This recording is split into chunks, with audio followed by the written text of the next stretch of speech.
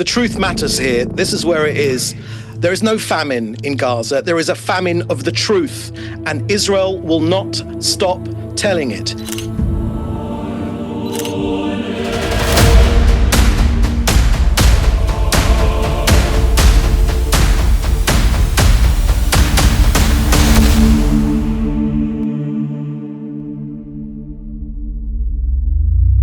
When your allies say the suffering of civilians in Gaza has reached horrific new depths, and when aid agencies say mass starvation is spreading across Gaza, do you find it difficult to come on here to defend that?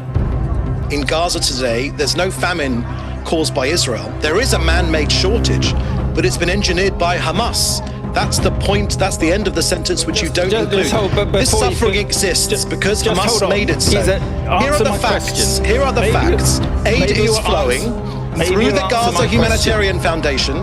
Millions of meals are being delivered directly to civilians, and also coordinated shipments, food, medicine, raw materials, flour for bakeries and... Right. Now, can I get a question in now? If you let me we are answer talking them, about yes, of course. 28 of your closest allies. We're talking about 100 aid agencies, not one. The UN are telling us there is no security for those trucks. Israel is not guaranteeing that desperate Palestinians will not be killed. That is what they are saying. Now, your military is occupying Gaza. It is your obligation to get food and medical supplies to the population. That is your obligation under international law. Otherwise, you are using hunger as a weapon of war. This is where it is. There is no famine in Gaza. There is a famine of the truth, and Israel will not stop telling it.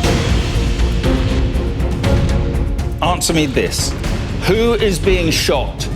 Delivery system, distribution system. Who is being shot there? Are you saying, why can't you help the UN with all the security they need to distribute the aid that is waiting at the border and use crowd control measures which are not shooting people dead? How about that?